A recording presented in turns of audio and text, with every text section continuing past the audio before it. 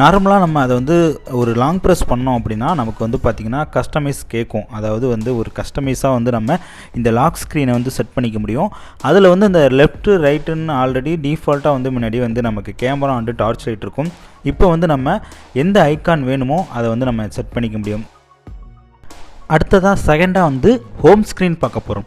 இந்த home screen அப்படின்னா என்னென்னு பார்த்தீங்கன்னா, நம்ம ஜஸ்ட்டு லாங் ப்ரெஸ் பண்ணோன்னா மேலே லெஃப்ட்டில் வந்து கார்னரில் பார்த்தீங்கன்னா 3 ஆப்ஷன் இருக்குது. அதில் கஸ்டமைஸ் அப்படின்னு நம்ம கொடுத்துட்டோன்னா டோட்டலாக கீழே வந்து பார்த்திங்கன்னா இந்த ஐகான்ஸ்க்கு கலர் சேஞ்ச் பண்ணுறது வருது. இதில் light mode, dark mode and வந்து ஆட்டோமேட்டிக் அப்படின்ட்டு 3 மோட் இருக்குது. லைட்டுங்கிறது உங்களுக்கு தெரியும் நார்மலாக உள்ளது. டார்க் மோடுங்கிறது ஐகான்ஸ் வந்து பிளாக் ஆயிடுது. ஆட்டோமேட்டிக்கிறது டைமை பொறுத்து வந்து பார்த்திங்கன்னா அந்த ஐகான்ஸோட கலர்ஸ் வந்து மாறிக்குது. ஃபோர்த்தாக வந்து ஒரு ஆப்ஷன் இருக்குது. அதுதான் வந்து ஐகான்ஸ்க்கு கலர் வந்து நம்ம கஸ்டமைஸாக வந்து செட் பண்ணிக்க முடியும். இதில் நமக்கு எந்த கலர் வேணுமோ அதை சூஸ் பண்ணிட்டோம்னா ஆட்டோமேட்டிக்காக ஐகான்ஸோட கலர்ஸும் மாறிக்குது. அதை வந்து நம்ம லைட்டாக வைக்கணும்.